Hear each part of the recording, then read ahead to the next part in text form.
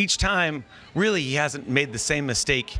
He needs to see why it happens, how it happens, especially at this level, if it's a timing thing or whether it's a route thing or how to play the situations too. Some of those ones, he's in a behind the sticks situation, forcing a ball in there. It's, hey, let's live to fight another down when they have a good call on.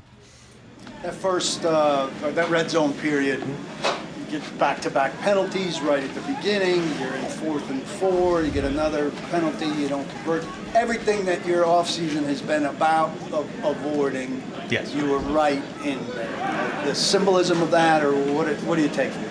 It's a little bit it's good teaching, right? Because we really haven't had a lot of those days, right? And to come up in a crucial situation in that period in the red zone, 3 penalties just like that, and kind of a missed execution on the play before, that's really, like you said, that's all we talk about. But, it's a process, and our guys, we've been getting better and better, and I think it's a great example of when maybe we lose a little focus or we do something like that, that's how it shows up, and it looks a lot like it used to look, Today, maybe a little sharper day for Cam throwing the football in terms of getting it out on time and getting it into the right spot, and how much of a confidence builder can that be for him?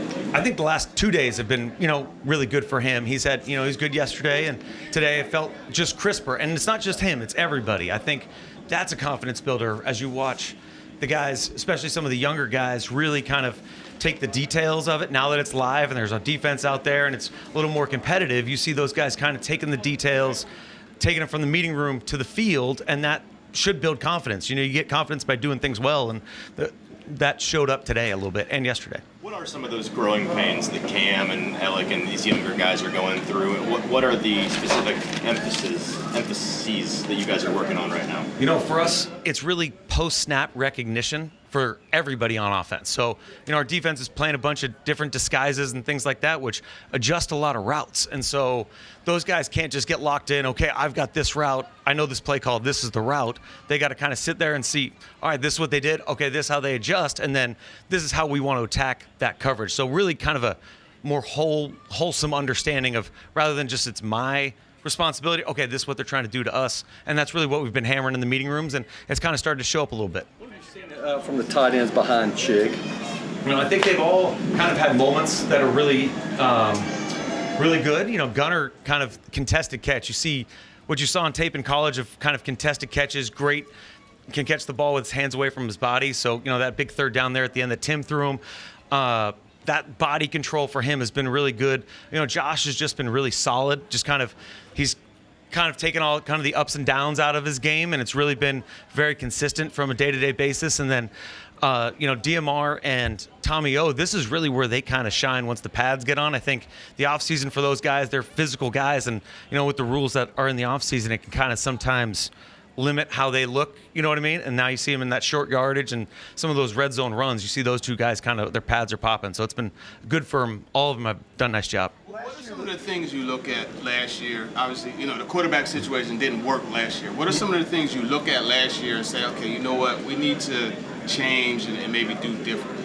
I think we just want to take from just a play standpoint, just take more completions, right? There's always there's a completion on every play, especially on first and second down. Like, we want to keep the ball in play, stay efficient. And I think from a quarterback play, that's what we're looking for, just in that regard. Can you say the rest of your question? Sorry, I think for you as guys that you have a number 1 pick, you got to develop him. Yeah. What are things that you learn that we're learning.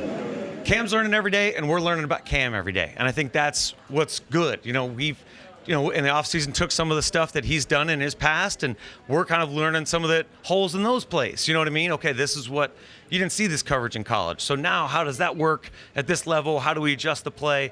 So some of those things have really been good learning for all of us. And I think it's good discussion in the meeting rooms, and that's where, for us, we're always just looking to problem solve every play. You guys didn't get as much explosiveness out of the run game last year maybe as you needed. Has that been kind of a point of emphasis too? Because the backs do look like they're hitting the hole quicker, and there's been more big plays out here in camp. I think whenever you can garner explosives in the run game, it really kind of opens up the rest of the offense, right? Because now they got to probably get out of their too high shell. They got to do some things like that. They got to change their front, and it just opens up the play actions as well. So yes, it is an emphasis. We're trying to have those guys kind of hit the hole, really kind of more vertical cuts kind of deal. And guys, you get one-on-one in space and one guy misses. Now all of a sudden you got like that short yardage run. I think it was Mullings either Mullings or Mims had at the end. One cut up the field and it springs a big one. In line with that, what's the offensive line shown you to date, and how are you feeling about the progress there? The offensive line they've been more physical on a day-to-day basis, I think, than they were 12 months ago. We're kind of setting the line of scrimmage a little bit, and we're kind of a big, rugged defensive front, so it's a good challenge every day. There's a good back and forth, so they've kind of taken a year into Bill's techniques, and those things have really shown up kind of to have taken a little bit of the next step, especially in the run game. How is he handled? Obviously, when Lloyd comes back, he's the guy. But how has Corey kind of handled the situation, and how has he benefited Cam? Corey's been great because he's been around for a long time. He's got a great amount of experience that he can kind of draw back on, and he's very calming for a young quarterback. So whether it's Lloyd or it's Corey, there's a lot of confidence in the offensive staff that those guys can kind of handle some stuff. And hey, if maybe Cam needs to fix something and he doesn't see it because he's looking somewhere else, that guy will turn around, hey, let's go over here, something like that, give him a kind of a hooty-hoo. So that's been awesome for us. Corey's been so steady every day, and it's no fun blocking Jeff and T-Sweat and those guys. And when you're going with the ones, it's a long day, and he's kind of really risen to the challenge every day. You talked about learning Cam. You guys are learning each other. What's the biggest thing you think you've learned about Cam since he's been here? Cam, boy, that's a loaded question. He's really he is very hard on himself. You know what I mean? He holds himself to a high standard and he holds everybody else to a high standard. And I think that's been really nice for everybody. We come in there and he's not down, but he's also very consistent. He's like this every day. I'm not sure his heart rate gets above 50, it seems like. Sometimes you're like, all right, are you excited? Are you happy about it? But he's kind of right there every time. And then I think that consistency, and then he, expects himself to play well and he expects the offense to play well. And that's a good standard that have out of that position. Coach, you talked about the efficiency in the passing game. How important are the running backs to that? You guys are kind of moving them around the formation. How important what part do they play in that part of the efficiency? Today especially, we moved the backs out of the backfield a little bit, gotten some empty, and those guys, really, I think all of them can catch the ball and kind of be a factor if you spread them out. But out of the backfield and the checkdowns, that's where explosive plays come. So it kind of all ties together. We're talking about the running game, where that goes, and then now the play actions, and then they sync out on the play actions. You get to throw it to a back, and instead of handing it to him and having to block 10 guys, you get to throw it to him in 3 yards in the flat with 10 yards of space. And Tajay Spears and Tony and those guys with space in their hands has been pretty dangerous. So that's really the plan. You guys had a couple of different variations, like screen plays, guys run. Seems like guys moving from outside the numbers inside, and then guys like traditional screens. Are those going to be more wrinkles that you're going to use with maybe receivers going forward as well? Totally. The screen game is always big. We're kind of probably really been working on just a lot of play action, drop back, pass pro. So the screen game hasn't been a huge emphasis of what we've done so far. But, we called the one today down in the red zone and went big. And those things are going to be a plan for us. And if you're good in the play action, you're good in the run game, then the screen game is going to complement it really good. Y'all obviously have crunched efficiency last year, too. Is it a different emphasis on efficiency, or do you just want to do it right this time? How do you reconcile? I think we are more detailed in how we're asking for it.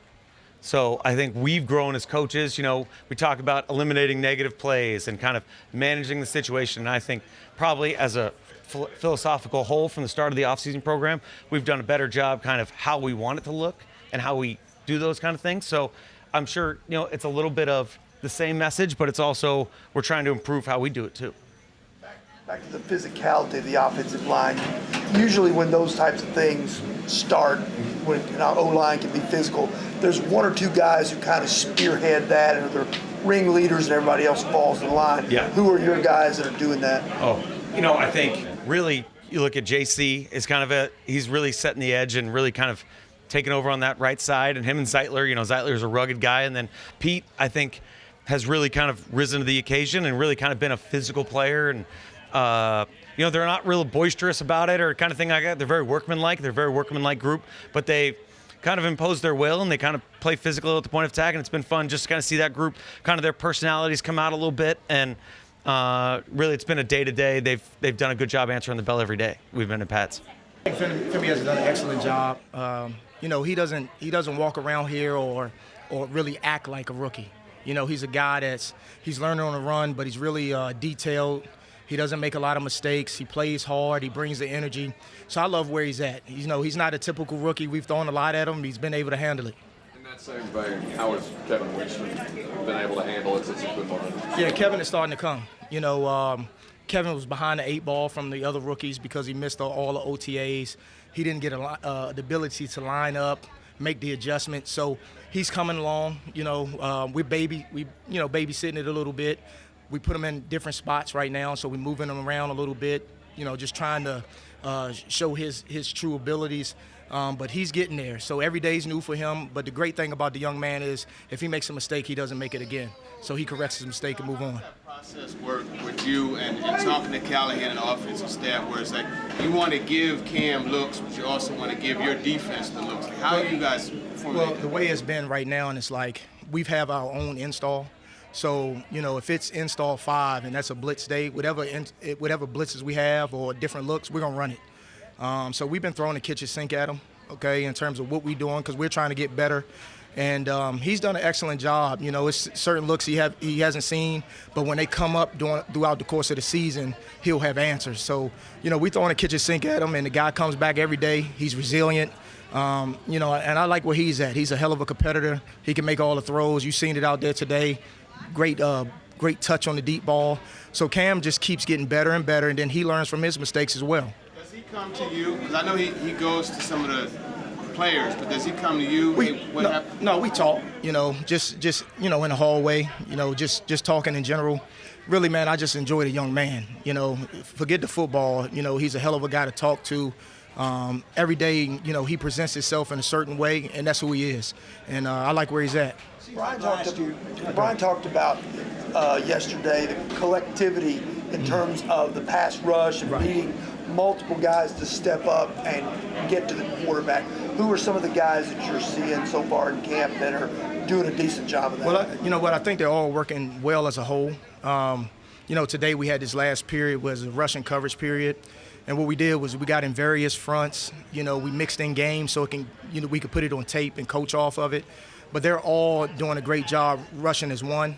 They spend a lot of time together now. You know, we put them in the same meeting room. So they're very in sync. They balance the rush. You know, Jeff has shown up extremely well. You know, he got in great shape. He's winning at a high rate right now. Arden's doing the same thing. Femi, Draymond, Ward is coming here and done a great job. It's like all the guys, they're starting to learn how to rush together. And with them doing that, you know, it'll bode well for us. I'm trying to understand that. It sounds like a shift in philosophy a little bit. I know you always had a rush plan and had a collective rush, but you talked collectively, the team talked more about, you know, that one guy with the one-on-one matchup has to win and go get the quarterback. Right. And now it seems like you're counting on a bunch of guys to win simultaneously. Right. It seems like a much bigger ask for everybody to win simultaneously than one guy to win. So when we say win, it's not always – you have to affect the quarterback, right? So we can't have rush lanes when they drop back. So them working together is, you know, we don't allow the quarterback to split the hash. You know, we understand where teams are sliding, who has the one-on-one matchup, who has to split it. And then the DNs really, you know, not throwing them fastballs high and wide that create step-up lanes. They're really condensing the pocket right now. So we're restricting the pocket. We're trying to make the quarterback throw out a phone booth. Also with the blitzes and the looks, you know, we could force guys to slide to certain individuals to get the favorable matchup we want. So it's just been a group thing. It's been all of them rushing as one and believing in it, and I think it's going to do well for us this year. What all is Legarius doing behind the scenes right now? Yeah, I mean, Legarius is just, you know, he's still on PUP, so he's doing all his rehab. He's in every meeting. He comes out here and does his work, and then when we do walkthroughs, he watches and he learns. He's in the meeting room. He's asking questions. He's communicating with his teammates. You know, Legarius he's all in right now. You understand that he's on PUP, and he just can't come out here and participate because of league rules. Starting job when he gets back, or is it something left turn? Legarius is our starter. Yeah. You come along as you, like you said, walk these guys in and kind of. What improvements have you seen from him through OTAs, rookie mini camps now? Yeah, right now I'm just using his hands. You know, doesn't have a lot of time on task playing defensive end position. So whether that's being at the line of scrimmage, striking and shedding blocks, setting force, using his hands, to counter off the pass rush, using his rip move. So his hand placement has become a lot better. He's worked diligently at it, and he's just going to keep getting better and better. The one thing about the guy is, he has the desire to be one of the best players on our team and in his league, and he keeps working that way. He'll give himself a chance to get there. This training camp compared to your first training camp as a DC, as far as what you're looking for, how you're going to structure things? Yeah, I think as a whole, certain things change. Like I say, the way the outside guys and interior guys meet. I trust my coaches. I think I have one of the best group of defensive coaches in the National Football League. So I give them direction. I allow them to go coach and do their thing. Last year I spent a lot of time over there with the DBs. If you watch me, I really don't. At this point, Tony Oden and Steve Jackson, I'm a fan of those guys. I respect what they do, and I let them coach. So, I'm more micromanaging instead of being the guy over there doing it now. And the coaches have responded. They have taken ownership of everything. They have a better understanding of what we need to do to go forward. And right now, people are taking the initiative to take the next step and not wait. So they're being ahead of some of the things that I think, and I just love where we at, man. We, as a whole, as a defense, you see a united brotherhood, and everybody's on one single mission, and that's what's important now. The next day, the next step, the next practice. So I'm excited about the whole defense and excited about the coaches and the work that we're putting in. How's Cody Barton's vision of the game? Oh man, Cody, man, he is smarter than advertised. He's very instinctive. He can adjust on the fly. We have the ability to do certain things off adjustments. He's always ahead of it. He puts people in right spots. He puts himself in right spots. And then he's a football junkie. You get out of the meeting room, you correct, or whatever it is, say if it's a walkthrough and you're not meeting with him that same night, you'll get about 10 text messages about, hey, I should have did this, or can we use one of these tools in this situation. And then the players have responded to him. He's one of the guys. He's a leader of men. And, I'm glad that we got him in the middle of our defense. Seems like he's a guy that is not willing to let go of that spot opposite Cody. What are you seeing from him that is keeping him in there with that first group? Well, the big thing is he's grown up, on and off the field. He's working at it. He's studying. He's meeting with Cody when we're not around him. Cody's helping him out on the field. But it's still we have time, okay? So we're going down to Tampa, and we're going to compete against them. All right, different environment, different plays, players with different skill sets. And then we ultimately have those preseason games. So, the jury's still out. I like where he's at right now. I like where really all the linebackers are at right now. But we'll wait till we start to get some live bullets when they have to tackle. If Cody's not in the game and the other 2 or 3 are in there, how do they adjust? How do they communicate when they don't have their voice next to them? So I'm excited to go see them compete. And like I said, the best man is going to win that job, and they're all doing a hell of a job. They continue to make plays. They're where they're supposed to be, and it's a group of smart young men. And in this game, man, you have to be smart to play it, and they show it every day. I think right now it's about ball skills, ball tracking, but we haven't really done any 11-on-11 group where we're going full cover, full return. We're getting to that in the next couple of days actually, but Jaquan and Tajay and Chim and Restrepo and Sheffield and Prochet. So we have a great supply of bodies that can do it, but obviously when it comes down to it, there's going to be one guy. So it'll be great competition over the scrimmages, Atlanta, Tampa, then of course the preseason games to get the real work. You looked at Jaquan Jackson's work from last year, Yep. the ball security issues that he had. Was there anything that you could pinpoint, and is it something that you tried to correct with him? Yeah, a lot of it, and as I've learned about him, isn't necessarily the ball catching or the ball tracking. I think he's got really good tracking and catching skills. It was the collision that was a forced fumble more than anything. I know he had a muff against Houston where he's kind of tracking the tough ball in traffic. But it's kind of like once one comes out, it kind of gets in your head a little bit, and it feels like it's when it rains, it pours, things. But so, yeah, the focus with him has just been the usual ball tracking, ball catching, but extra emphasis for sure on the ball security part, especially when he's running through traffic, which we've done actually the last couple of days. Not full group, but mini group stuff. So we've discussed it. We've watched the tape. He knows what he's got to do, and I'm confident that in the second year, his confidence will get back up, and that's a big part of it. Won his way on the roster last year, largely because of special teams. What's your view of him overall and what he can do for you? Yeah, he's been fantastic. We watched a little bit of him, the second half of last year, and very aware of his performance and even potential as a gunner. But we're challenging him at different spots too. We're challenging him, play on kickoff cover, kickoff return as a blocker, kick return as the actual returner. I think his body type, his mindset, his physical skills say, hey, this is a screaming special teams guy. So I'm anticipating more of the same, only better from him. And when you can get a wideout like him, like Matt Slater, everybody knows him. When you get a wideout that can compete with running backs and tight ends and linebackers and safeties, then you got like a bonus guy on game day. And I anticipate him hopefully being that. Like today maybe wasn't Joey's best day. Just what's your challenge to him with consistency, kick after kick, day after day, to be his best self? Yeah, you're probably right, in your observation of that. But we're challenging him with tougher kicks. Like today, there's a little bit of wind, and two of them we were working we call it Toro, where the clock is ticking, 5, 4, 3, 2, 1, so a hurry-up situation. And it's the first time we've done it, and those were the two we kind of pushed right, and the wind pulled it right. And then kind of the game winner at the end, he was playing the wind a little bit, and he hit the dreaded straight ball because he was aiming left, and it just stayed a little left. So I think he's been incredibly accurate and consistent. And then today there's, a little bit of conditions, and maybe he was just a little bit off. But I'm really proud of him. I'm impressed. He's actually better than maybe I anticipated him. He's got a clutch gene for sure, and I'm looking forward to him being really big for us. Go ahead. I was going to say, where has he been better than the expectation for you? I think he hits a more consistent ball than maybe I anticipated. And part of it's a big leg bias. You think a big leg guy isn't going to be as accurate or as consistent on the 40 to 49 yard kicks.